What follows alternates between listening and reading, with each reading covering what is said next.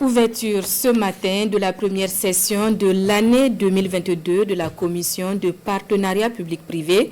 À l'ordre du jour, l'examen et la validation du rapport d'exécution du programme PPP depuis 2016 et l'examen des projets à inscrire dans la banque intégrée des projets. L'ouverture des travaux avec Roger Kam et Oumou Sissé.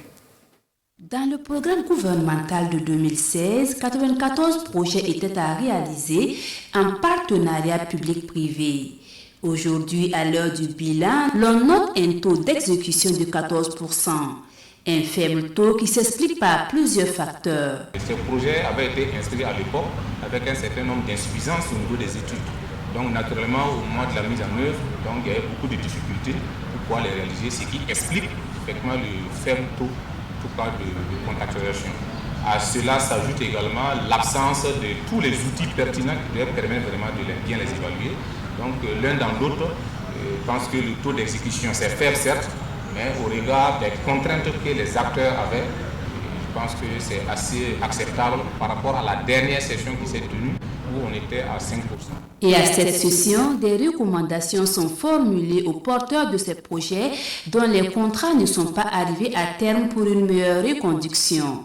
Cette session a été également mise à profit pour examiner la nouvelle liste de projets PPP. Dans la liste qui a été proposée, il y avait 17 projets. Nous sommes 45 qui ont été retenus, qui ont été examinés sur la base d'un certain nombre de critères. Donc les 17 qui ont été retenus sont ceux qui remplissaient en tout cas ces critères. Et ça porte dans plusieurs secteurs, c'est dans le secteur de l'énergie, dans le secteur de l'agriculture, dans le secteur de l'eau, dans le secteur de l'environnement, dans le secteur des infrastructures. Le processus commence par l'inscription des projets dans une banque de données auprès de l'unité de partenariat public-privé mise en place par le gouvernement.